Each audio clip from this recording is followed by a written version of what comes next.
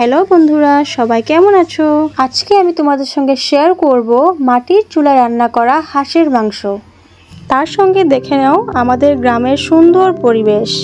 আমার কিন্তু এরকম পরিবেশ খুবই ভালো লাগে। তোমাদের কীরকম লাগে জানাবে কিন্তু। মাংস কাটা অলমোস্ট কমপ্লিট হয়ে গেল। এখন আমি চুলায় রান্নাটা স্টার্ট করে দেব।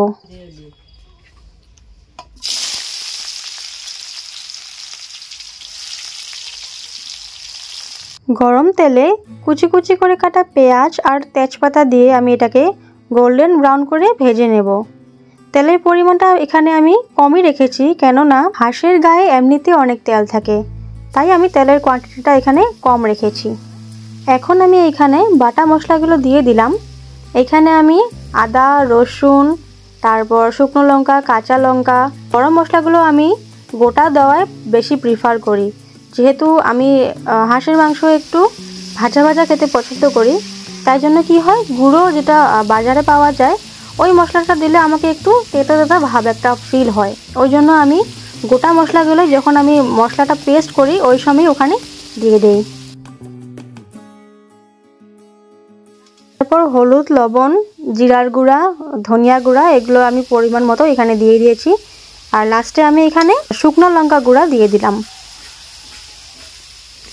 মশলাগুলো ভালো করে ভাজা হয়ে যাওয়ার পরে আমি এখানে হাঁসের মাংসগুলো দিয়ে দিচ্ছি। তারপর আমি মাংসগুলোকে ভালোভাবে ফ্রাই করে দিব, যাতে এর মধ্যে কোনো জল থেকে না যায়। আর এর কালারটা যতক্ষণ অবধি ডার্ক হচ্ছে না আমি ততক্ষণ অবধি এখানে কোনো জল দেব না। দেখতে পাচ্ছেন এখন মাংসগুলোর কত সুন্দর রং এসেছে। এখন আমি এখানে জল দিয়ে 10-15 মিনিটের জন্য মাংসগুলোকে ঢেকে দেব।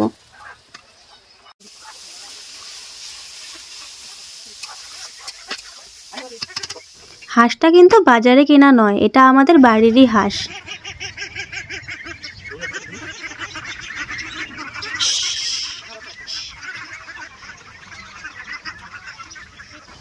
এদিকে কিন্তু মাংসের জলগুলো শুকিয়ে গেছে। আমি মাংসগুলো আবার ভালোভাবে কষিয়ে জল দিয়ে আবার 10 বা 15 মিনিটের জন্য এটাকে ঢেকে দেব। এভাবে আমি 3 বার কষিয়ে আমি মাংসগুলোকে ভালোভাবে রান্না করে নেব।